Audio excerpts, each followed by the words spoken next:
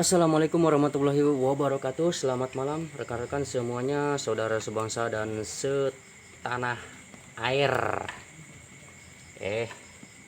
Kali ini saya akan mengulas kembali tentang tutorial mengganti water pump satu set ini ya.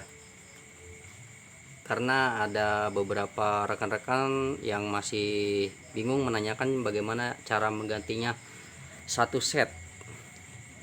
Ini satu set water pump ini terdiri dari seal water pump untuk menahan laju, untuk menahan rembesan air radiator yang dihisap dan didorong oleh kipas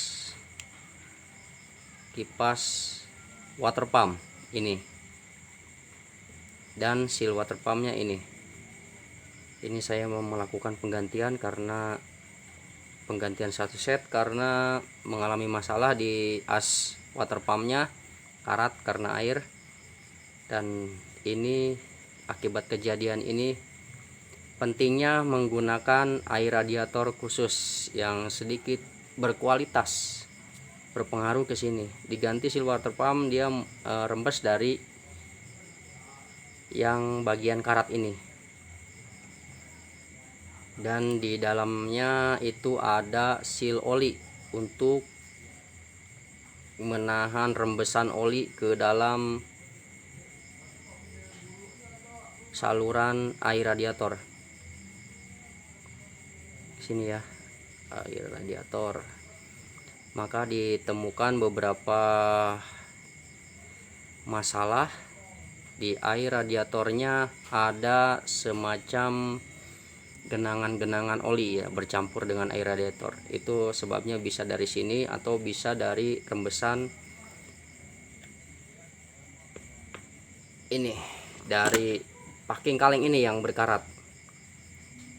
Beberapa banyak masalah dari packing kaleng selain dari bercampur air radiator dengan oli. Selain menimbulkan kebocoran kompresi, tabung radiator menyembur, ini bocor, itu juga bisa menyebabkan air radiator bercampur dengan oli. Itu rembesnya dari ini bread guys ya. Kita kembali lagi ke water pump. Di sini di dalam satu set water pump terdiri dari seal water pump dan seal untuk menahan rembesan air, dan seal di dalam sini untuk mencegah rembesan oli dari sini menuju ke saluran radiator. Jarang ditemui seal water pump yang di dalam seal olinya itu mengalami masalah untuk bawaan yang original. Kebanyakan masalahnya di seal water pump. Oke, seperti itu.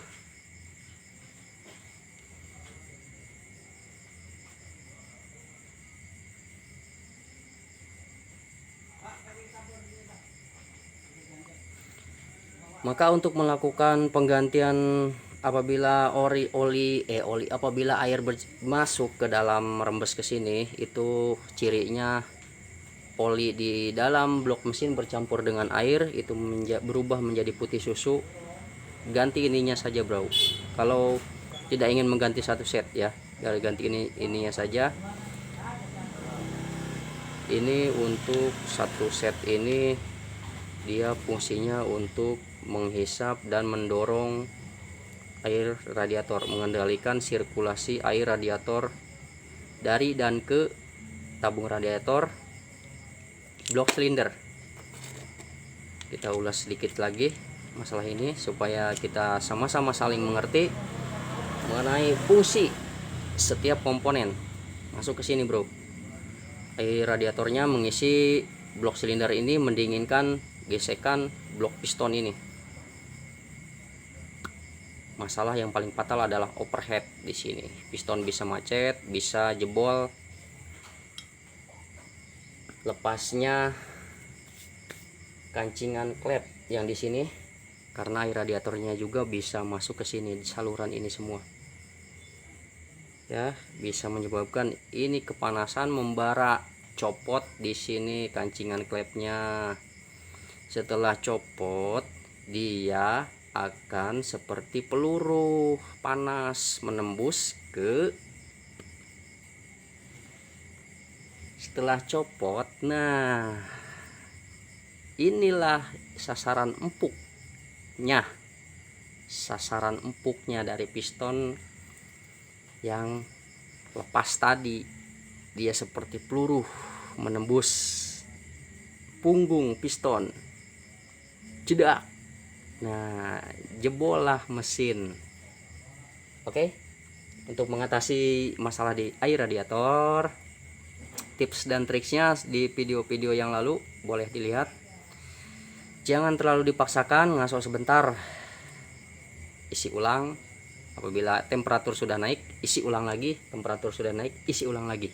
Pokoknya sampai rumah. Seperti itu. Setelah ini kita lanjut lagi mengenai cara pasang water pump set ke crankcase sebelah, bukan crankcase, blok mesin. Ini blok kopling ya, sebelah kanan blok kopling. Ditandai dengan di sini pendorong stud koplingnya di sini.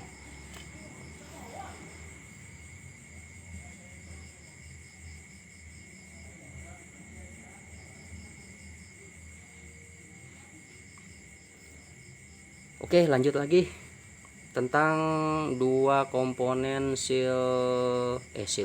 komponen set water pump. Satu set ini untuk di daerah kita di Indonesia beredar mereknya dua, ada yang bawaan, ada yang original lebih mahal, dan ada spare part tandingan sebagai pengganti dari original. Ini untuk yang bawaan sudah beredar di beberapa daerah. Mereknya Jopa.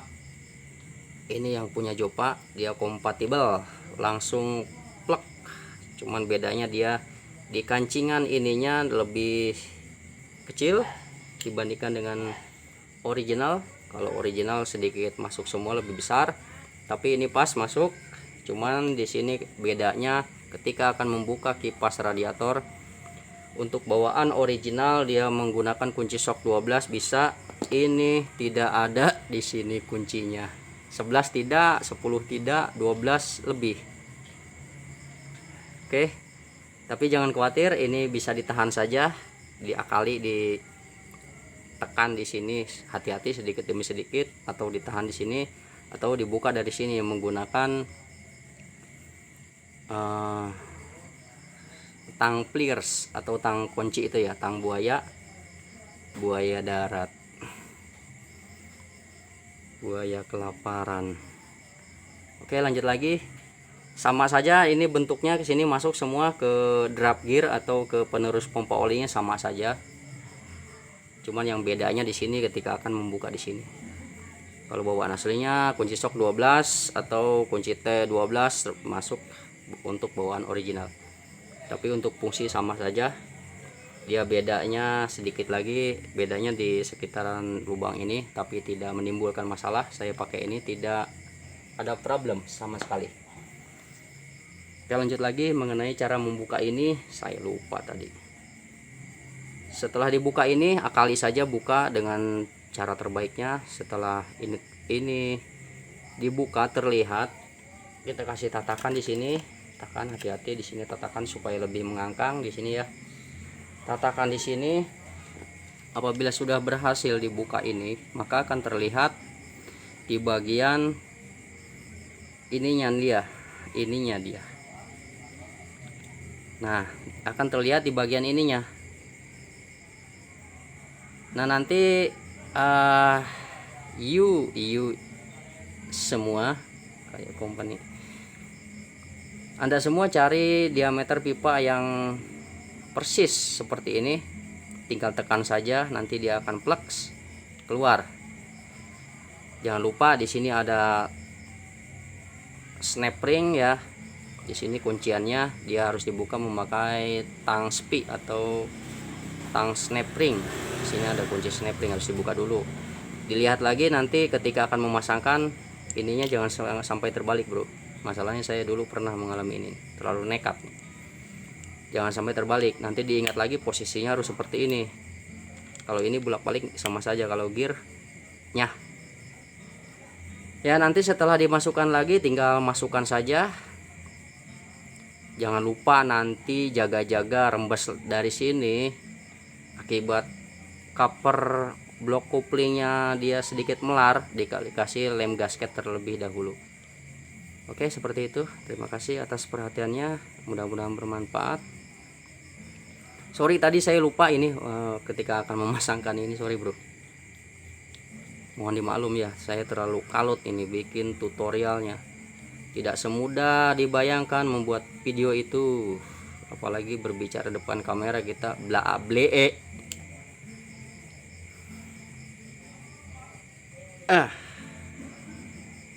Jangan khawatir, dua merek. Untuk saya lupa lagi nih, ada bocoran lagi, saya bertanya kepada penjual untuk merek yang ini, yang Jova, dia modifikasi untuk motor-motor jenis zaman terdahulu, teknologi terdahulu, yaitu mesin-mesin CG 200. Untuk beberapa merek motor roda 3 yang lain dia tersendiri ya. Untuk PR, untuk Kaisar, untuk yang Happy, untuk yang lainnya ya ada lagi bedanya mungkin bisa jadi karena di gearnya ataupun di coakan ininya, atau bisa jadi karena bentuk kipasnya yang beda, saya belum pernah melihat sih. Atau bisa jadi bentuk kipasnya seperti bentuk kipas angin atau bentuk kipas baling-baling kapal, seperti itu. Oke, sampai jumpa di lain kesempatan, saya akan terus update. Jangan lupa nantikan di segmen selanjutnya. Bisa jadi segmen selanjutnya saya jatuhnya ngelawak nih.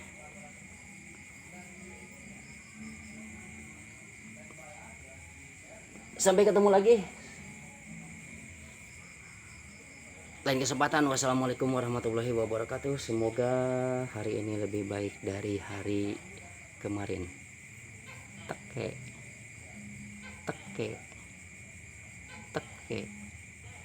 Wah, banyak juga suara toke.